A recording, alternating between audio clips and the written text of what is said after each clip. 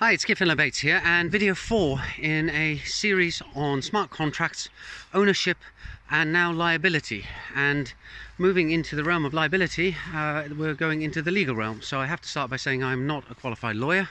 I've read far too many terms and conditions contracts, and I have dabbled a bit in patenting and therefore patent law, but the law is a very finicky thing. There's a lot of discussion and debate. In fact, the whole purpose of it is for people to argue with each other and to disagree and then eventually come to some kind of mandated conclusion.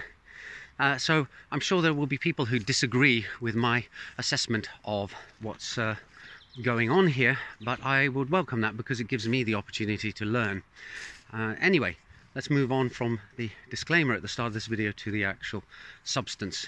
And in the previous video I was talking about the Parity multi-signature wallet that was holding $300 million worth of Ether at a given point in time, and then someone called DevOps199 came along and triggered a kill function in the smart contract constellation, thereby destroying the functionality of the multi-signature wallet and freezing the Ethereum in it for all eternity.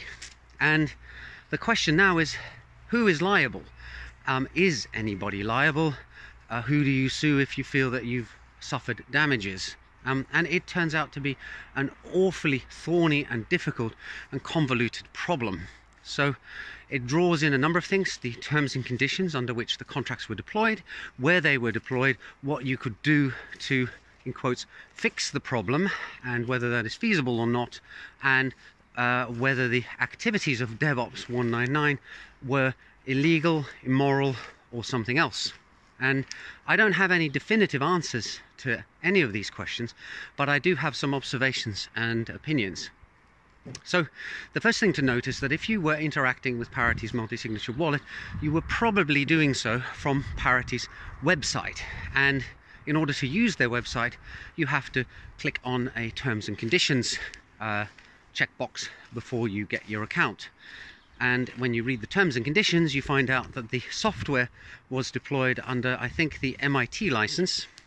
So the software contains a waiver that says that the producers of the software cannot be sued for damages. So that should protect the writers of the smart contract code from being sued for the loss of $300 million worth of assets. But of course, you can always sue, even if it looks like you are totally unlikely to win. I think it's a mistake that a lot of people make. You can sue anybody for anything. The question is, do you stand a cat's chance in hell of actually winning that lawsuit? And if the software is protected by the MIT license, then you've got the weight of the Electronic Freedom Foundation behind you and other legal organizations and the law and precedent. So yes, you're probably going to be okay. But this only covers the writers of the software. Then there's deploying the software and providing it as a service to other people. So the Parity website provides the Web3 interface, or provided the Web3 interface to the smart contracts that had been deployed by Parity onto the Ethereum blockchain. And their deployment, as I mentioned in a previous video, was flawed. That's where the problem was. They didn't do it properly. So they were negligent there in that they didn't properly ensure that their deployed system was safe.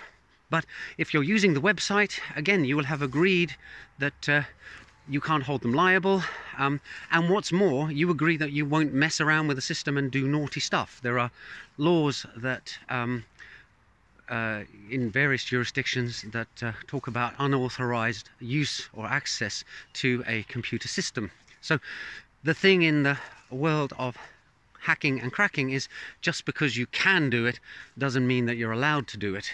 Even if a company is negligent, and doesn't properly secure their servers and systems, that doesn't mean that you are free to go in and wreak havoc and do what you like. You will still be prosecuted for that. It's a bit odd. It's a bit like somebody leaving their house unlocked and putting a big sign outside saying, "I'm going on vacation for 2 weeks, please don't steal my television," and then coming back and finding your television is gone. Of course, the person who took the television is a criminal, and you could report to the police what had happened I do think you'd probably find, though, that the police would laugh at you and say, well, what did you expect? However, they might start investigating and there might be a case in the end. So that analogy aside, what's the next thing we can move on to then with the parity thing? Right, so you may have used the parity website and clicked on the terms and conditions, but the fact is that the smart contracts are sitting there on the blockchain. You don't have to use Parity's website and Parity's interface in order to interact with them. So you can avoid signing yourself up to the terms and conditions just by writing your own interface.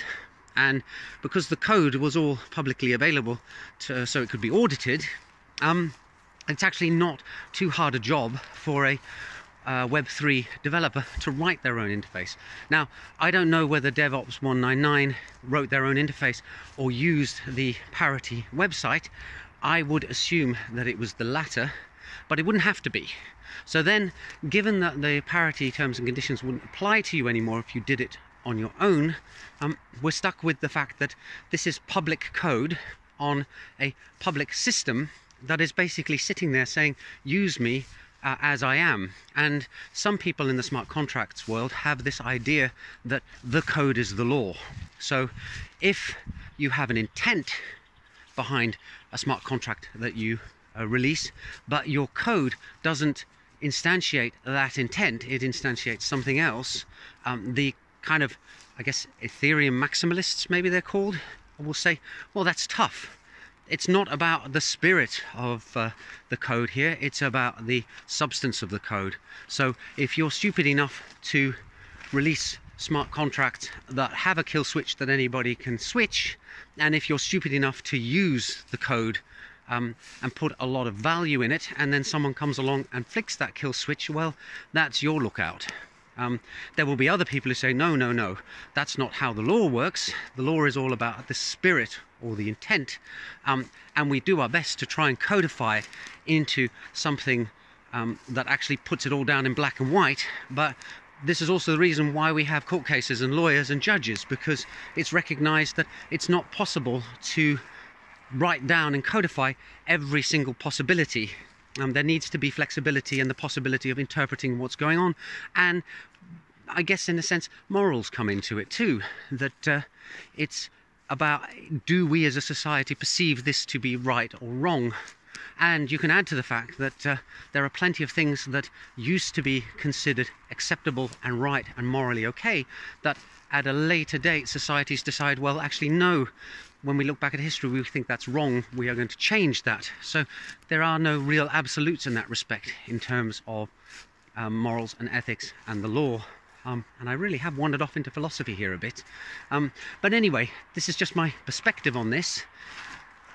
So let's go back to the Parity multi-sig wallet.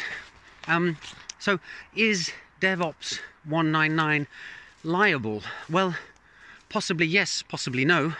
You would have to resolve that with a court case, which is going to be a bit difficult because nobody knows who DevOps 199 is. One of the beautiful and wonderful things about the cryptocurrency and blockchain world is this thing called anonymity or pseudo-anonymity. Just as we don't know who Satoshi Nakamoto is, which is convenient for him or her or them, because there are plenty of governments and authorities who would really like to have a word with them. We don't know who DevOps 199 is, so in a sense it becomes moot. What does it matter whether or not DevOps 199 is liable if you can't bring them to court and try them?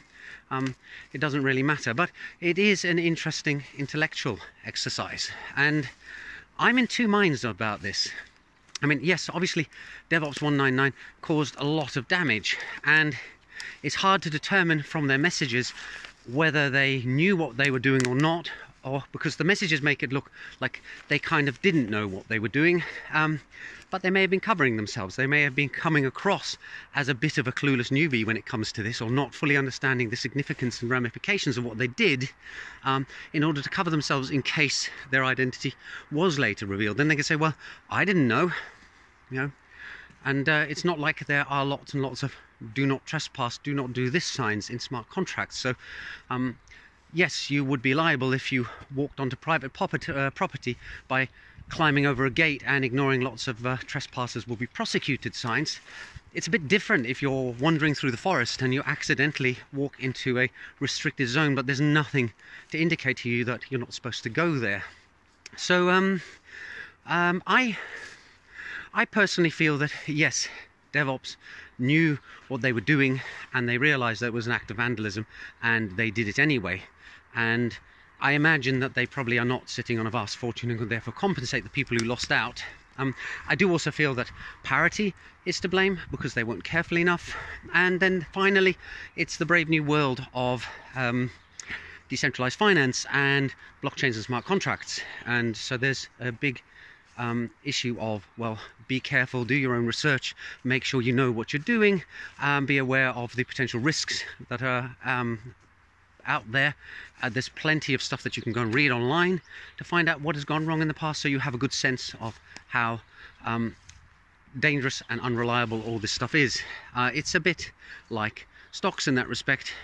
We know what companies are considered to be the blue chip companies and relatively safe investment versus brand new startups that are just going public and haven't got good revenue models but might offer much bigger profits.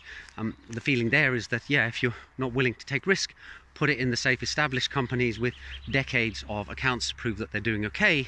If you want to take a gamble, go and put it in the unicorns that haven't actually proven that they can raise any kind of money, but for some reason have huge valuations. You may make much bigger profits. You also stand a much greater chance of losing out. So wandered off topic a bit there again.